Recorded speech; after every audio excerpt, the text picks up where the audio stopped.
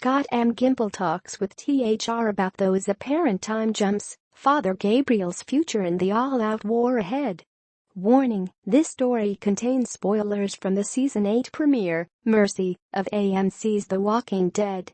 AMC's The Walking Dead returned for its 8th season Sunday with a stage-setter of an episode that previewed the long-awaited all-out war arc from creator Robert Kirkman's comics, while also paying homage to its past, as the premiere also served as its landmark 100th episode overall. Read more. The Walking Dead, The 100 Greatest Moments, ranked. The episode featured Rick Grimes, Andrew Lincoln, leading the charge against Negan, Jeffrey Dean Morgan. And naturally, not all went according to plan, as their elaborate attack plan failed to take down the dictator despite taking out a number of his saviors. When the bullets stopped flying, Father Gabriel, Seth Gilliam, was trapped with Negan. His team family had to regroup and figure out a different way to restore order to the new world. Elsewhere, the opener featured at least one, maybe two, time jumps that featured both a red teary-eyed Rick as well as a considerably aged version of the former sheriff. Should those scenes indeed be time jumps, it would be setting up the post-Negan story from the comics, in which the story makes a considerable jump forward. The premiere, directed by exec producer and zombie master Greg Nicotero, featured a number of scenes that were reminiscent of The Walking Dead's pilot as a way to celebrate its heavily promoted 100th episode. The late George A. Romero and stuntman John Bernecker, the latter of whom died on the show's Atlanta set, both received tribute card dedications. Below, showrunner Scott M. Gimple addresses those potential time jumps, the larger theme for Season 8, and what else to expect from Season 8. Read more. The Walking Dead, the most memorable kills across 100 episodes. As you were plotting this seminal arc from the comics of all-out war, is there a larger theme within that this season? It's boiled down to holding on. Holding on to not only parts of yourself that you have to let go of a little to do what needs to be done, but even physically holding on, mentally holding on to your hope, your bravery, your resolve. Over and over again, it's holding on for one more day and another, and another.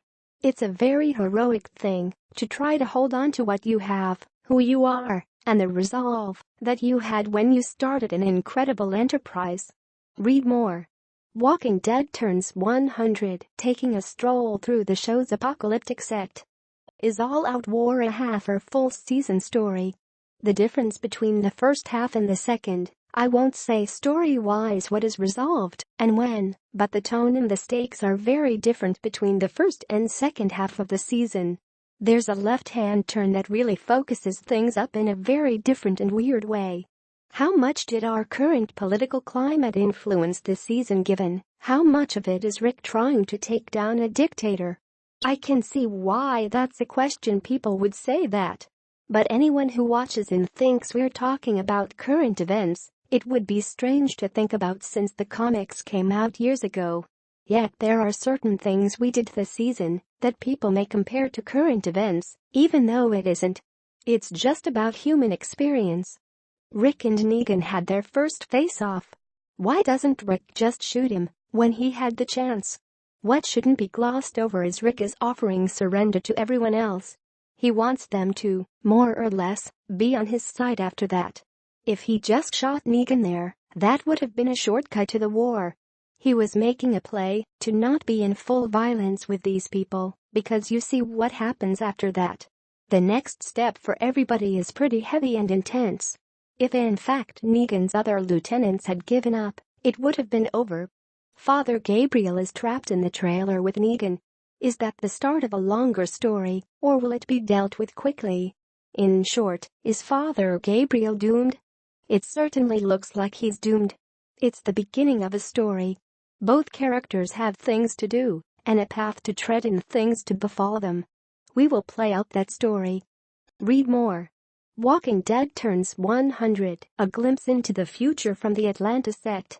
There were a few flash-forwards in this episode. Is the red-eyed, teary-eyed Rick in the current timeline, and the bearded Rick in the future? Or is there a third timeline? It is okay to be confused. If people came away from that confused, I'd hope they'd hold on, because all will be revealed in due time. So, are there 3 different time periods in the premiere? Are they time periods? What are they? What are we seeing? Are we jumping through time, or is it something else? All will be revealed. So, it's a dream? A dream, or it could be the flash forward, or it could be, I'm going to be quiet now. In the past, you've played with structure, like with Morgan in the end credits, telling that story over years of time. Will the flash forwards follow a similar structure? Why bring those in now?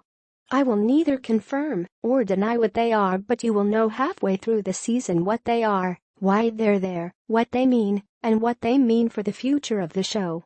Answers will be had around episode 8 or 9. Read more. Walking Dead Season 8 Thriller Time Jump explained.